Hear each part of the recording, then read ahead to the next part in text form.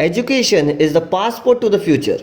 For tomorrow belongs to those who prepare for it today. Hello and welcome back students to the next lecture of coordinate geometry, that is practice set 5.1 question number 5, which is show that the points P 2, minus 2, Q 7, 3, R 11, minus 1 and S 6, minus 6 are vertices of a parallelogram. Okay, so let's construct one quadrilateral, and here is one quadrilateral with the name for the vertices as P, Q, R and S. And this quadrilateral can be a parallelogram if its opposite sides are of equal lengths. The measures for the opposite sides are equal, then I can say that the quadrilateral is a parallelogram. So let's define the definition for a parallelogram. Quadrilateral is a parallelogram when its opposite sides are equal in length. So, which are the opposite sides? PQ and SR is one pair of opposite sides. If we can prove that PQ is equal to SR and the other pair is PS and QR, and if we can prove that PS is equal to QR, means both the pair of opposite sides are equal, then we can say that this quadrilateral, that is quadrilateral P, Q, R and S, is a parallelogram. Students, so for that we have to find the length of each segment of this quadrilateral, that is segment PQ, segment QR, segment RS and segment PS. So let's start with the proof and let's find the distance between point P and Q, that is the length of segment PQ, by applying distance formula, which is given by root of x2 minus x1 the whole square plus y2 minus y1 the whole square. So let's identify x2, y2 over here and x1, y1 over here. So point Q is x2, y2 and point P is x1, y1. Substituting the values of x2 and x1 in this formula, we will get distance between point P and Q. So let's substitute the value for P and point Q. So here comes the next step, that is 7 minus 2 the whole square plus 3 minus of minus 2 the whole square. 7 minus 2 the whole square I will keep as it is because I have to solve this part first. Minus into minus becomes plus. That is, I can write in the next step as root of 7 minus 2 the whole square plus 3 plus 2 the whole square. As we all know, 7 minus 2 is 5. 3 plus 2 is also 5. So in the next step we can write root of 5 square plus 5 square, that is equal to root of 25 plus 25, which is equal to root 50. Okay students, so here comes the distance between point P and Q. Let's find out the next distance between point Q and point R. So for that, Q becomes x1, y1 and R becomes x2, y2. So let's find distance between point Q and R. So it is root of 11 minus 7 the whole square plus minus 1 minus 3 the whole square, as the formula is x2 minus x1. x2 is 11, x1 is 7, y2 is minus 1, y1 is 3. Substituting the values over here. So in the next step we will get 11 minus 7, which is 4 square, plus minus 1 minus 3 is minus 4 square. So it is root of 4 square plus minus 4 the whole square, which is equal to root 16 plus 16, which is equal to root 32. So therefore the distance between point Q and R is root 32. So now we are going to find the distance between point R and point S. So my R becomes x1, y1 and S becomes x2, y2.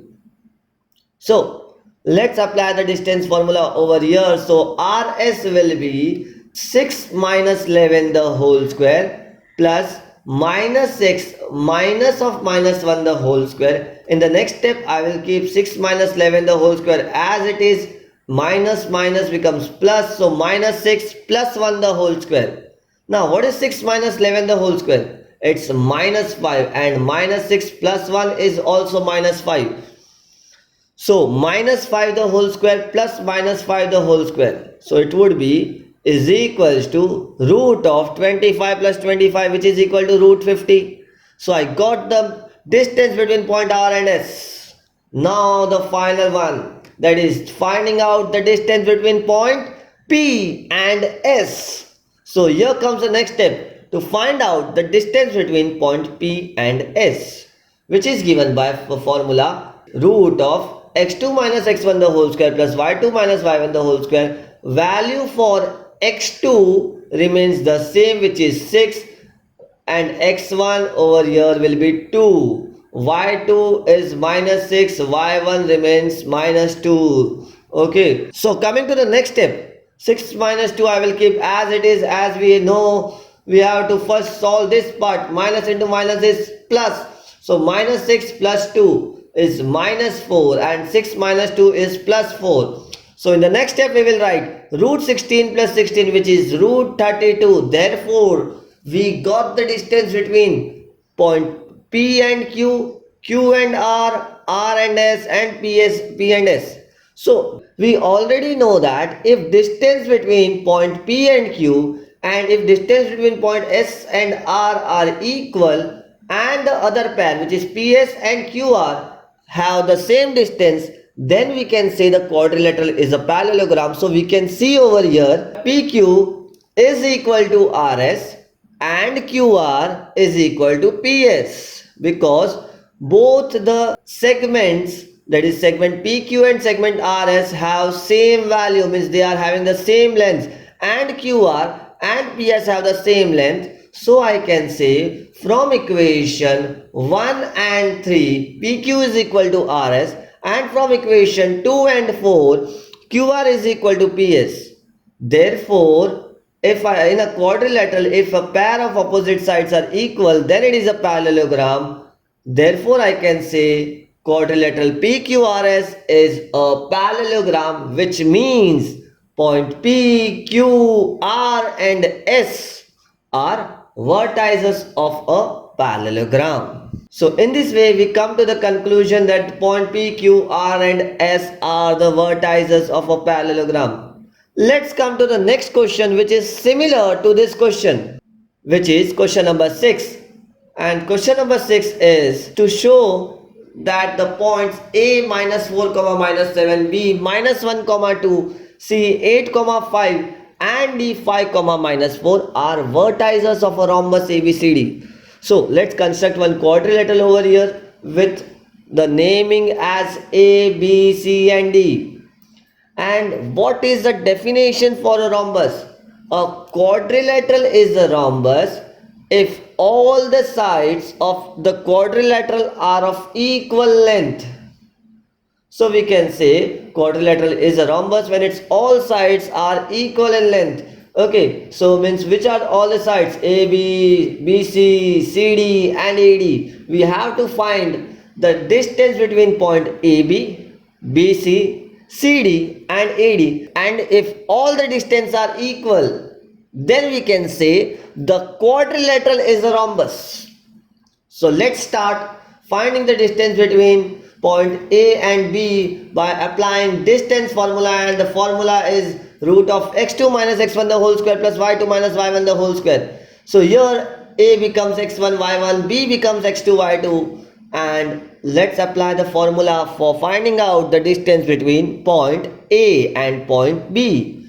So which is root of minus 1 minus of minus 4 the whole square plus 2 minus of minus 7 the whole square.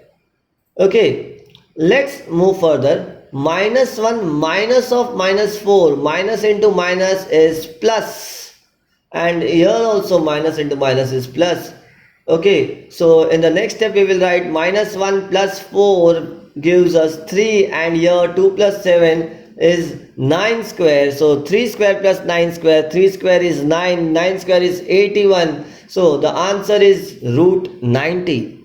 Let's find out the distance between point B and point C. For that, B becomes x1 y1 and C becomes x2 y2. Applying the formula, we will get root of 8 minus of minus 1 the whole square plus 5 minus 2 the whole square. Formula is over here. You can compare the formula and substitute the values.